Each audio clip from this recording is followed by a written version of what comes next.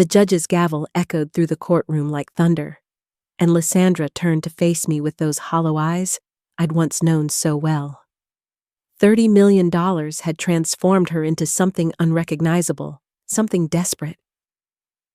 What she didn't know was that I still had Damien's final letter, the one that could change everything about this case, about her claims, about the truth of who really stayed when illness came knocking. 3 weeks earlier, rain had been falling softly on the roof of Willowbrook Funeral Home when she walked through those heavy oak doors. I was standing beside my son's casket, wearing his Omega watch on my wrist, because somehow feeling its weight made me feel less empty. The flowers were white orchids, his favorites, arranged exactly how he'd drawn them in his sketchbook during those long chemo sessions. Then came the sound of designer heels on marble, confident and sharp, cutting through the hushed conversations of mourners. Lysandra Pike stood there in a red Versace dress that screamed money and ambition in a room full of grief. Her Instagram-perfect face hadn't aged much in 10 years, probably thanks to the Swiss clinic treatments she'd been getting while my son fought brain tumors alone. She carried a navy folder with the logo of Steinberg & Associates, the kind of law firm that charges more per hour than most people make in a week. "Eloise," she said, loud enough for everyone to hear. "We need to discuss Damien's estate. 30 million isn't a small oversight." The whispers started immediately. I could feel every eye in that room shifting between us, waiting for my response. But I just kept my hand on the casket, feeling the smooth wood under my fingertips, remembering how Damien's hand had felt in mine during his final days. Cold, thin, but still trying to squeeze back when I held it. If you're watching this from California or New York, or anywhere really, drop a comment and let me know, because what happened next proved this story would reach far beyond our small Connecticut town. The mourners grew quiet as Lysandra continued, her voice carrying that practiced confidence of someone who'd rehearsed this moment. "I never signed the divorce papers, Eloise. Legally, I'm still his wife. That money belongs to me." She opened the folder, pulling out documents with yellow highlighted sections, waving them like victory flags. My friend Ruth, who'd been our family lawyer for 20 years, stepped closer to me, but I raised my hand slightly to stop her. This wasn't the time or place, not with Damien's body still warm in that casket, not with his colleagues from the medical startup still wiping tears from their faces. Instead, I spoke quietly but clearly, letting each word land like stones in still water. "You left him the day after his diagnosis, 10 years ago, in our kitchen." The memory flooded back uninvited, and suddenly I could see it all again. Damien at 28, still handsome despite the fear in his eyes, sitting at our old oak table while Lysandra packed her things upstairs. The diagnosis papers were spread out before him, glioblastoma grade 2, possibly operable, definitely life-changing. She'd come down with 2 suitcases and her yoga mat, hadn't even looked at the medical reports. "If you need time," he'd said to her that day, his voice cracking just slightly on the word, time. She'd set her wedding ring on the table next to the unsigned divorce papers, her manicured finger pushing it toward him like a chess piece being removed from play. "I need a life, Damien, not a hospital." Those were her exact words, burned into my memory because I'd been standing in the doorway, watching my son's heart break in real time while tumor cells multiplied in his brain. Back in the funeral home, Lysandra's composure cracked for just a moment. "That's not how it happened," she said, but her voice wavered. "I was young, scared. We all make mistakes." Someone coughed. Someone else shifted uncomfortably in their seat. The rain outside grew heavier, drumming against the windows like impatient fingers. I looked at the crowd, recognizing faces from Damien's company, from the hospital where he'd spent so many months, from the support group he'd started for young professionals with cancer. Not one of them had ever seen Lysandra at any of those places. Mistakes, I repeated, tasting the word like something bitter. Is that what you call abandoning someone at their lowest point? But before she could answer, before this could escalate into something that would dishonor my son's memory, I turned to the funeral director. Please continue with the service. Then I sat down, pulling Damien's watch closer to my wrist, feeling its familiar weight anchor me to what mattered. Lysandra stood there for another moment, uncertain, before her lawyer whispered something and guided her to a back pew. The service continued, but I could feel her presence like a storm cloud waiting to break. The eulogies were beautiful, especially the one from Damien's business partner Atticus, who spoke about how they'd built their medical AI startup from nothing, working 18-hour days even when Damien could barely stand from the chemo exhaustion. He mentioned Project Phoenix, their breakthrough app designed to help cancer patients navigate treatment options, and how Damien had insisted on making it free for users, even though investors pushed for a premium model. After the burial, as people gathered at my house for the reception, Atticus pulled me aside in Damien's old study. The walls were still covered with his whiteboards, equations, and code snippets in his handwriting, post-it notes with motivational quotes he'd stuck up during the hard days. Mrs. Eloise, Atticus said, his voice low and urgent. There's something you need to know about the will. Damien made changes 3 months ago, specific conditions that... He paused, glancing toward the door where we could hear Lysandra's laugh, somehow bright and social despite the circumstances. He knew she might come back. I said, not a question, but a statement. Atticus nodded, his dark eyes serious behind his glasses. He left instructions with the law firm. Everything goes to you, but there's a condition. Project Phoenix must be completed and launched within 6 months, or... He trailed off, but I understood. Or the estate would be frozen, possibly contested, definitely complicated. There's also a third party mentioned, he added carefully. Someone with potential claims we need to investigate. That night, after everyone had left and I was alone in my kitchen, sitting at that same oak table where everything had fallen apart 10 years ago, I opened my laptop and found Lysandra had already begun her campaign. Her Instagram story, viewed by her 2 million wellness-focused followers, showed her tear-stained face with the caption, "Some of you know I lost my husband today. What you don't know is that I'm being denied my legal rights by his family.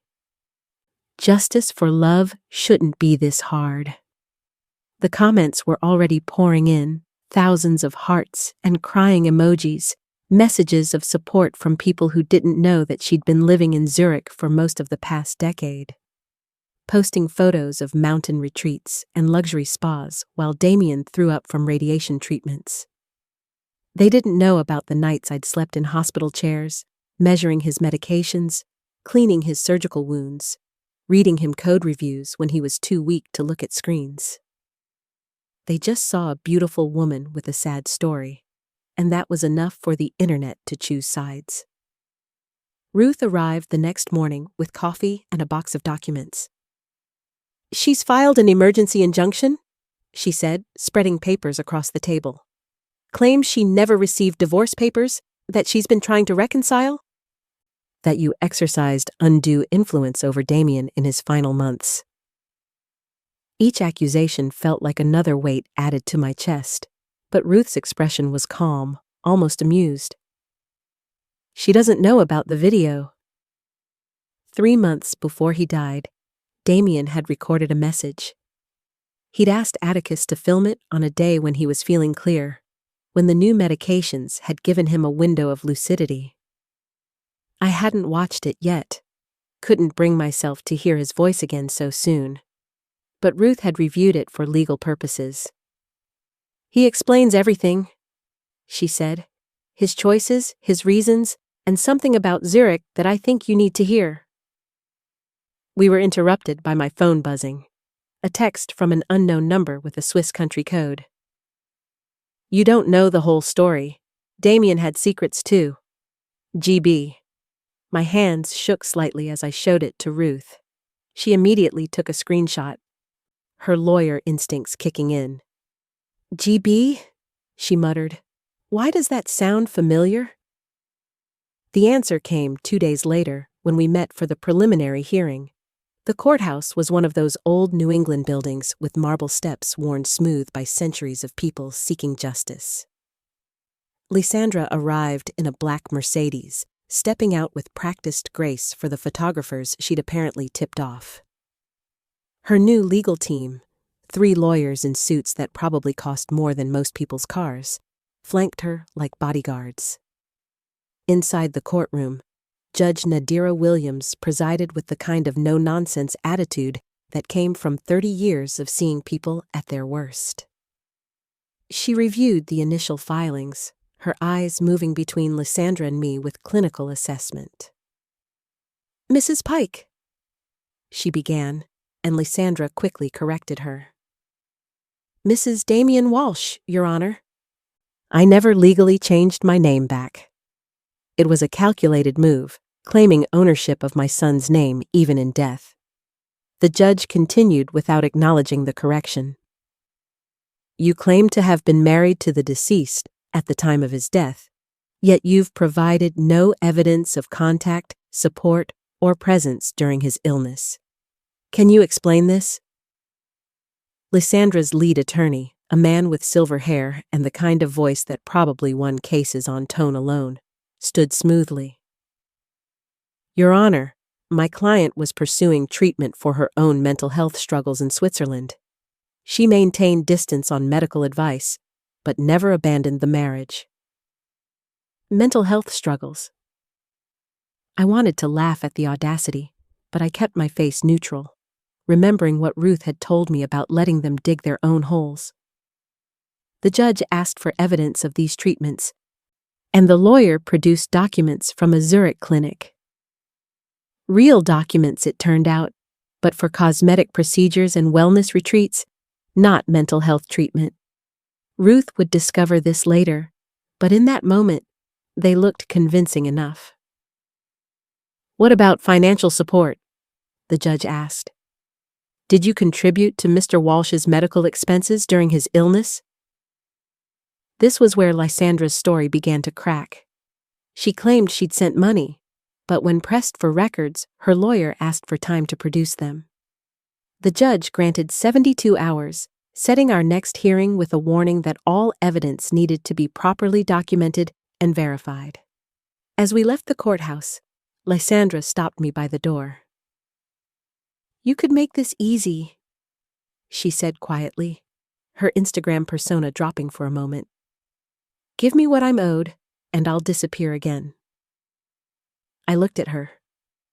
Really looked at her for the first time since she'd walked back into our lives. The designer clothes couldn't hide the desperation in her eyes, the kind that comes from running out of options. What you're owed, I repeated. You mean what you abandoned? What you walked away from when it got difficult? She flinched, but recovered quickly, her phone already out, recording our interaction. I loved him, she said loudly, clearly performing for her camera. You poisoned him against me. I turned and walked away, leaving her to her performance, but not before I heard her whisper to her lawyer. How much longer until Garrett arrives? That evening, I finally watched Damien's video. Ruth and Atticus sat with me in the living room, the laptop propped on the coffee table. Damien appeared on screen, thin but alert, wearing the blue hoodie I'd bought him for his last birthday. His voice was steady, thoughtful, the same tone he used when explaining complex code to junior developers. Mom, he began, and I had to pause the video. Just hearing him say that word was almost too much. When I pressed play again, he continued. If you're watching this, then Lysandra has come back, just like we thought she would. I need you to know that everything I'm leaving to you is intentional, thought through, and legally bulletproof. But there's something else you need to know about why she left, about Zurich, and about Garrett Blackstone. The name sent chills down my spine. Garrett Blackstone was a pharmaceutical billionaire, someone whose name appeared in Forbes and scandal sheets with equal frequency. Damien explained that Lysandra hadn't just left him for a new life, she'd left him for Garrett, who'd promised her a position in his Swiss wellness empire. "I have emails," Damien said on the video, "saved in safety deposit box number 447 at First National. She was planning to leave even before my diagnosis. The tumor just gave her an excuse." But that wasn't the biggest revelation. Damien looked directly at the camera, his eyes intense despite the exhaustion written across his face. "Project Phoenix isn't just an app, Mom. It's bigger than that. Lysandra was a co-founder in the beginning before she left. She owns 15% of the intellectual property if the project succeeds. That's why she's really back. Garrett's pharmaceutical company wants to buy Phoenix for $100 million, but they need her shares to have controlling interest." The room fell silent as we absorbed this information. Ruth was already taking notes, her legal mind working through the implications. Atticus looked sick, running his hands through his hair. $100 million, he whispered. Damien never mentioned that number. But I was thinking about something else, something Damien had said in the video that felt like a warning. He'd mentioned Prague, just briefly, something about debts that might come calling. The next day, I went to the bank with Ruth and retrieved the contents of safety deposit box 447. Inside was a USB drive, a stack of printed emails, and a photograph I'd never seen before. It showed Lysandra and Garrett at what looked like a business dinner in Zurich, dated 2 months before Damien's diagnosis. She was wearing the same wedding ring she'd later leave on our kitchen table, laughing at something Garrett was saying, her hand on his arm in a way that suggested intimacy beyond business. The emails were even more damaging. Conversations between Lysandra and her Swiss lawyer about asset protection, about establishing residency, about the best time to file for divorce to maximize financial benefit. One email, dated the week before Damien's diagnosis, discussed how to maintain claim to his startup shares without having to support him through an illness. If he becomes incapacitated, the lawyer had written, you could potentially claim power of attorney without divorce. Reading those words, seeing the calculated cruelty in black and white, I felt something shift inside me. This wasn't just about money or even betrayal. This was about someone who had viewed my son's life as a business transaction, his illness as an inconvenience to be managed, his death as a potential payday. The kind of anger that settled in my bones wasn't hot or wild. It was cold, focused, and patient. When I got home, there was a black Bentley parked in my driveway. A man in an expensive suit stood beside it. And even before he introduced himself, I knew this was Garrett Blackstone. He was older than I'd expected, maybe 60, with the kind of tan that comes from winters in the Alps and summers on yachts. "Mrs. Walsh?" he said, his accent slightly German despite his British name. "I believe we need to discuss our mutual problem." I didn't invite him in, just stood on my porch with my arms crossed, waiting.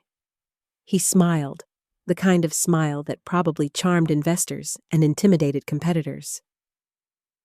"Lysandra is unstable," he said simply. "She's become a liability to my business interests. I'd prefer she didn't gain access to your son's estate or Phoenix." It was strange, being suddenly aligned with this man who'd helped destroy my son's marriage, but I listened. "She's been telling people we're married," he continued, "which is complicated since I already have a wife in Zurich. A wife with very good lawyers." He pulled out a phone, showing me a screenshot of a Swiss marriage certificate.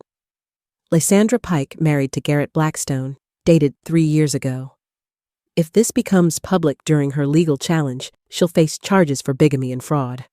I thought you should have this information."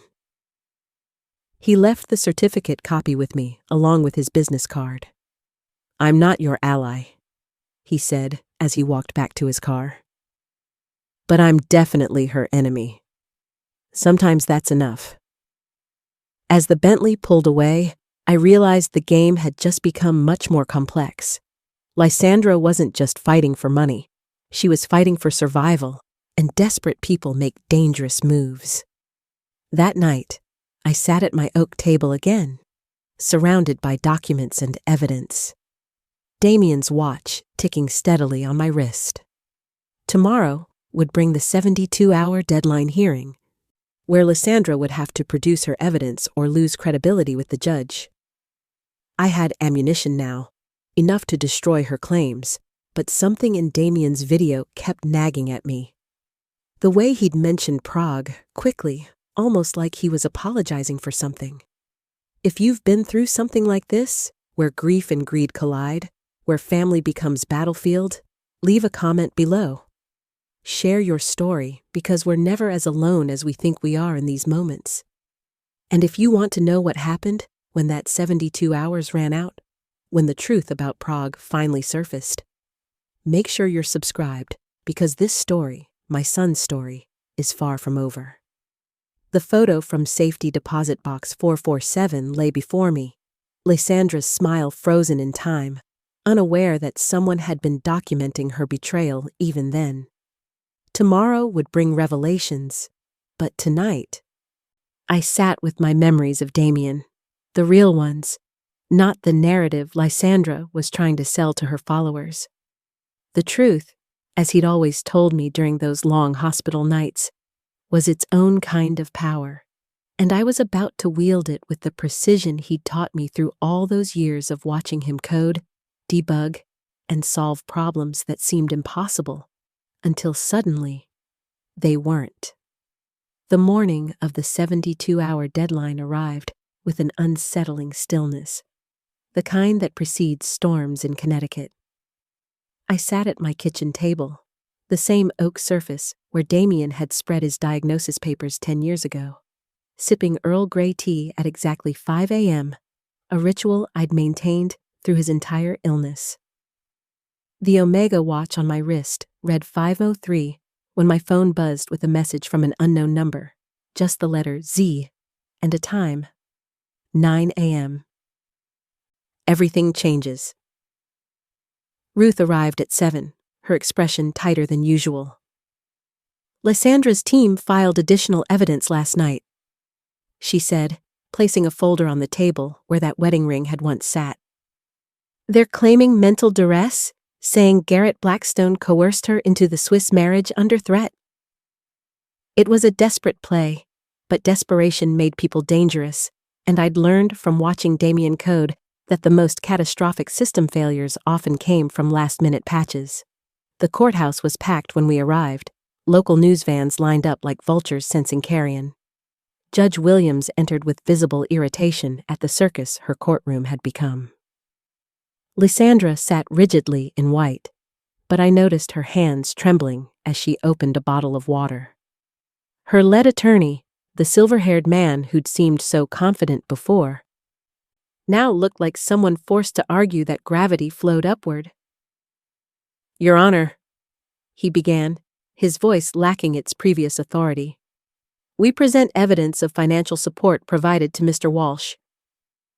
The documents he submitted were wire transfers, but as Judge Williams reviewed them, her eyebrows rose incrementally. "These transfers are to a wellness center in Zurich, not to Mr. Walsh or his medical providers. Please explain how this constitutes spousal support." The lawyer's explanation about holistic distance healing sounded hollow even to him.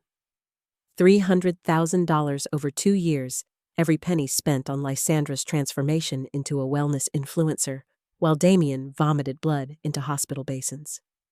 Ruth stood when called, her voice surgical in its precision. "Your Honor, we have evidence that during these treatments, Mrs. Pike was establishing a relationship with Garrett Blackstone." She presented the photograph from Safety Deposit Box 447, Lysandra laughing at a Zurich restaurant while wearing the wedding ring she'd later abandoned. Then came the emails about asset protection, dated before Damien's diagnosis. But the killing blow was the Swiss marriage certificate. Lysandra Pike married to Garrett Blackstone 3 years ago, making her current claim of being Damien's widow not just false, but criminal. The courtroom erupted. Lysandra's face cycled through white-red, then a gray shade I'd only seen on Damien during his worst chemo days. "Mrs. Pike," Judge Williams said, her voice carrying the kind of quiet that preceded judicial thunder. "Are you legally married to Garrett Blackstone?" Lysandra's mouth worked soundlessly before managing. "It's complicated, but the law didn't recognize complicated as a marital status." The judge's next words were scalpel sharp. "You cannot simultaneously be Mr. Walsh's widow and Mr. Blackstone's wife. This is not quantum physics, where you can exist in 2 states at once." Ruth requested permission to play Damien's video. The courtroom screen filled with my son's face, thin but alert, wearing the blue hoodie I'd bought for his last birthday. His voice was steady as he explained his decision to leave everything to me. But then he said something that changed the entire game. Lysandra was part of Project Phoenix initially. Her 15% intellectual property stake remains valid if she wants it. But she should know that accepting means accepting the Prague obligations too. 50 million in development debt. Lysandra's lawyer seized on this like a drowning man grabbing driftwood. "Your Honor, my client is entitled to her stake, valued at 15 million based on current offers." But Atticus stood from behind us, requesting permission to address the court as Phoenix's co-founder. The judge nodded, and he moved forward with his tablet. "The Prague debt is real," he said, pulling up documents. 50 million from Czech investors, with all stakeholders proportionally liable. If Mrs. Pike claims her 15%, she assumes 7.5 million in debt, due in 90 days. The mathematics hung in the air like a noose Lysandra had just put her own head through. Her potential windfall had become a financial death sentence. The judge called for a 15-minute recess. Through the courtroom windows, I saw Lysandra on her phone, her face animated with panic. When she looked up, our eyes met through the glass, and for just a moment, I saw the 25-year-old who'd married my son before ambition and Garrett Blackstone had rewritten her source code. Court resumed with Lysandra's lawyer making one final, desperate move. He connected his phone to the courtroom screen, and suddenly we were watching what appeared to be a video call between Lysandra and Damien, dated 2 weeks before his death. Damien seemed to say he wanted to reconcile, to leave her everything. But something was wrong. The lighting was off. His movements didn't sync with his words, and most tellingly, he wore a shirt I'd donated to charity months before the video's supposed date. Atticus was already standing. "That's a deep fake, Your Honor. The compression artifacts are visible." He ran the video through a detection program on his tablet, immediately flagging it as AI-generated. Judge Williams's expression shifted from irritation to genuine anger. "Counselor, did you know this was fabricated?" The silver-haired lawyer turned to stare at Lysandra with the expression of someone realizing they'd been defending a ghost. "Presenting falsified evidence is a felony," the judge continued. "I'm referring this to the district attorney for criminal investigation. Regarding the estate, Mrs. Pike has no valid claim, being legally married to another at the time of Mr. Walsh's death. The estate passes fully to Mrs. Eloise Walsh." As we left the courthouse, Lysandra caught us in the parking lot. Her designer facade had crumbled entirely, mascara streaking her cheeks. "You don't understand," she said, her voice breaking. "Garrett orchestrated everything. The marriage was supposed to be just paper for Swiss banking laws. He wanted Phoenix's technology.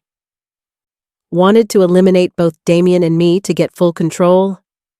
It might have been true, but truth and timing were different things. She'd chosen Garrett when Damien was diagnosed, chosen comfort over chemotherapy, chosen Swiss mountain air over the antiseptic smell of oncology wards. Whatever trap she'd walked into, she'd entered it willingly while my son faced death, with only his mother holding his hand. 3 days later, we held the Phoenix Foundation launch at the Medical Innovation Center.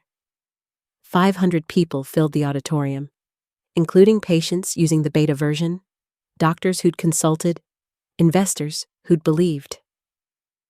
I stood where Damien should have stood, his Omega watch heavy on my wrist, his dream light in my hands. Project Phoenix launches today, globally, free for all cancer patients, I announced. The applause was warm, but I raised my hand. Some of you have heard about recent legal challenges. I want to be clear. Truth doesn't need deep fakes or social media campaigns. Truth is my son working on code while attached to IV drips. Truth is choosing to make this free despite investor pressure for profit. Truth is presence when presence is hard. I pulled out Damien's letter, written to be read at this moment. Mom? I read aloud, his handwriting blurring through my tears. If you're reading this, Phoenix flies without me. Every patient it helps is me still fighting, not against death, but for the dignity of whatever time we're given. To those who stayed through the vomit and fear and 3 a.m. terrors, you are the real Phoenix, rising from each brutal day. To those who left, I offer forgiveness, but not forgetfulness. Your absence taught me that love is measured in presence when presence is hard. Lysandra stood at the back, having somehow gained entry. Security moved toward her, but I shook my head. Let her hear what she'd abandoned. Let her understand that some things couldn't be bought back or edited into existence. She stood perfectly still, tears falling. Though whether for Damien, herself, or the millions she'd lost, I couldn't tell. That evening, Atticus found me in Damien's old office, now being converted to a memorial library. The Prague investors made contact, he said carefully.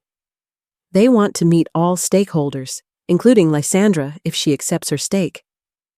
But there's something strange. They're offering to restructure the debt if we sell to them instead of Garrett's pharmaceutical consortium. He showed me the proposal on his tablet. The Czech group claimed to represent European health services wanting Phoenix for public healthcare integration. But something felt wrong. Like code with hidden functions. That night, I found an envelope under my door, hand-delivered, no postage. Inside, a single sheet. Mrs. Walsh, your son saved my daughter in Prague. The debt isn't what they claim. The investors aren't who they say. We must talk before you meet them. NV. Ruth had the letter tested immediately. Check paper, official stock, expensive. Someone with resources wanted my attention. The next morning brought news that Garrett Blackstone had been arrested in Zurich for securities fraud and corporate espionage. Lysandra's name featured prominently in Swiss news coverage as a potential co-conspirator. Her Instagram had been deleted. 2 million followers left wondering where their wellness guru had vanished. She called that afternoon from an unknown number, her voice small and defeated. I'm declining the Phoenix stake. I can't take the debt. Can't fight anymore. Garrett froze everything. I have nothing. There was a pause, then. I'm sorry about Damien. Not for leaving. I was drowning too. But I'm sorry he died thinking I never loved him. I did, just not enough to watch him disappear piece by piece. It was the first honest thing she'd said since the funeral, which somehow made it worse. Love that couldn't withstand testing, that chose self-preservation over commitment. What was that worth in the end? I didn't respond. just listened to her breathing until she hung up. A week later, while sorting through Damien's things, I found a box marked Prague 2021. Inside were photos of Damien with a teenage girl in a hospital setting, pale and thin, but smiling brilliantly. On the back of one photo, Natasha's first successful build. She's going to change the world. The doorbell rang before I could process this. A tall man with military posture stood on my porch. "I am Nikolai Volkov," he said with a Czech accent. "I wrote the letter. May I explain about Prague?" Against my better judgment, I let him in. He pulled out a tablet showing medical charts and correspondence. "Your son came to Prague for experimental treatment. He met my daughter Natasha in the pediatric ward.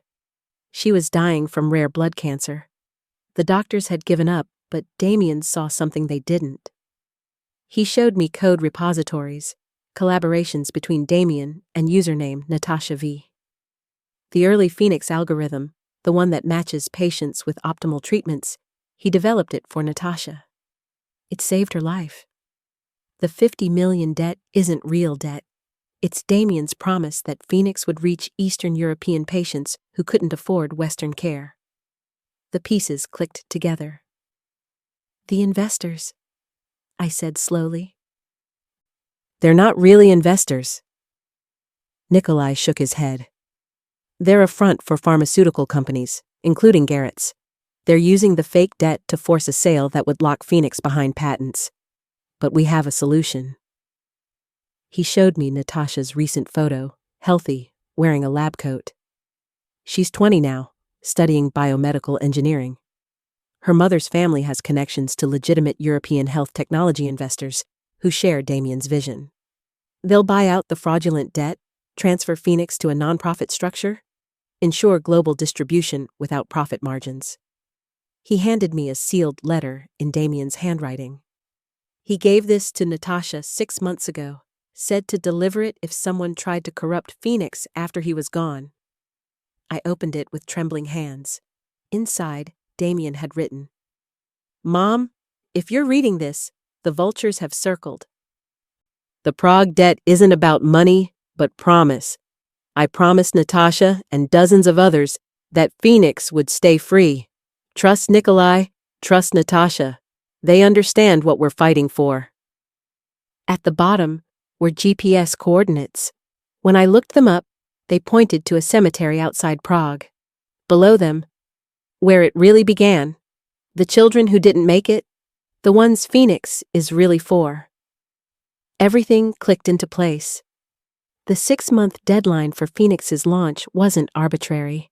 It was time to prevent the hostile takeover Damien had seen coming.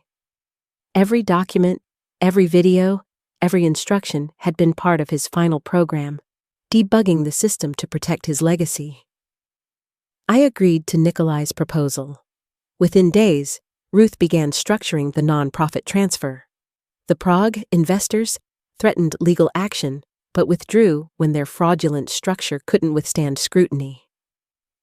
6 months to the day after Damien's funeral, Phoenix launched globally, free for every patient, supported by ethical investors and health services. But it was when I stood in that Prague cemetery with Natasha, placing iris flowers on small graves, that I truly understood. "He saved me," Natasha said simply. "Through Phoenix, he'll save thousands more." She paused, then added something that stopped my heart. "But Mrs. Walsh, there's something else. The children here, they weren't random patients. They were all part of something called Project Geneva."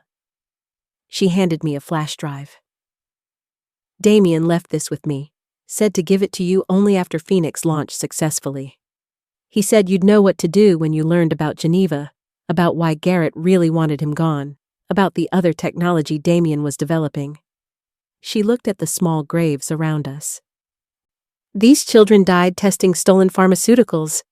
Damien was building something to expose it all." The flash drive felt heavy in my hand. On it was written in Damien's handwriting, "Mom, Phoenix was just the beginning. Geneva is why they killed me. Yes, killed. The tumor was no accident. Check the medical records from 2019 before my diagnosis. Check what Garrett's company was testing. Check who the test subjects were. And Mom, be careful. If you're reading this, they'll come for you next. Standing in that Prague cemetery, iris flowers at my feet, Damien's watch ticking on my wrist, I realized the story wasn't ending. It was transforming into something larger, darker, more dangerous than a simple inheritance dispute. When I said to Natasha, Lysandra chose Zurich over chemo, comfort over commitment, but she might have been the distraction from something worse. She nodded gravely. Your son knew he was dying before the diagnosis, she said quietly. He spent his last years not just fighting cancer, but building weapons against those who gave it to him. Phoenix was the shield. Geneva is the sword. The question is, Mrs. Walsh, are you ready to wield it? The drive back to the airport was silent. In my pocket, the flash drive seemed to pulse with unfinished business. Damien hadn't just left me $30 million. He'd left me a war, carefully orchestrated, meticulously planned, with enemies who'd already killed once and wouldn't hesitate to kill again. But he'd also left me allies, evidence, and most importantly, a reason to fight that went beyond money or revenge. As the plane lifted off from Prague, I opened my laptop and inserted the flash drive. A single video file appeared, titled, For Mom, The Truth About Geneva. Damien's face filled the screen. Healthier than in his final video, but his eyes carried knowledge that aged him beyond his years. Mom, he said, if you're watching this, you've discovered that Phoenix was just the decoy. What comes next will be dangerous. Garrett didn't just want me gone because of Phoenix. He wanted me silenced about Geneva, about the children, about what really causes certain cancers, about how they've been creating patients to sell cures. The video continued, but turbulence forced me to close the laptop. Through the window, clouds obscured the earth below, and I thought about Lysandra, probably in some detention center awaiting trial, unaware that she'd been a pawn in something much larger. When I'd said those words to the judge about choosing Zurich over chemo, I'd thought I was condemning her. Now I realized she might have been running from something worse than a dying husband. She might have been running from the people who'd made him die. The pilot announced our descent into Hartford. Soon I'd be home, but home had become a battlefield. In my carry-on, the flash drive waited like a loaded weapon. Phoenix had launched successfully, saving lives globally. But Geneva, whatever it truly was, promised to destroy them. The ones who'd destroyed my son and those cemetery children. The question wasn't whether I'd fight. The question was whether I'd survive long enough to win. As the plane touched down, my phone buzzed with a text from an unknown number. Welcome home, Mrs. Walsh. We know you have the Geneva files. We'd like to make you an offer. Same terms we gave your son before his unfortunate diagnosis. You have 72 hours to decide. Choose wisely. The game had just begun again, but this time I knew the players, understood the stakes, and most importantly, I had Damien's final gift. The truth about Geneva, waiting on that flash drive like a digital ghost, ready to haunt those who'd created it.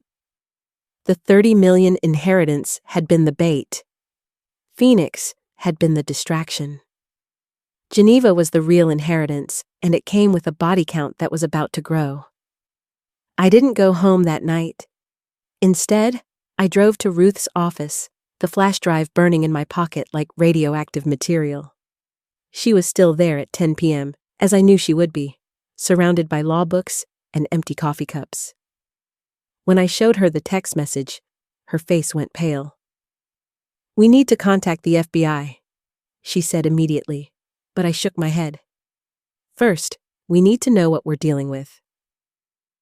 I inserted the flash drive into her secure laptop, the one she used for sensitive cases. Beyond Damien's video were folders labeled with dates from 2017 to 2023.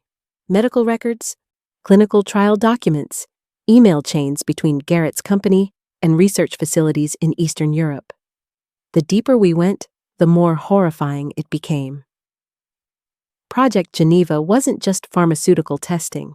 It was deliberate contamination, introducing specific carcinogens into water supplies, near orphanages, and low-income communities in Czech Republic, Slovakia, and Romania.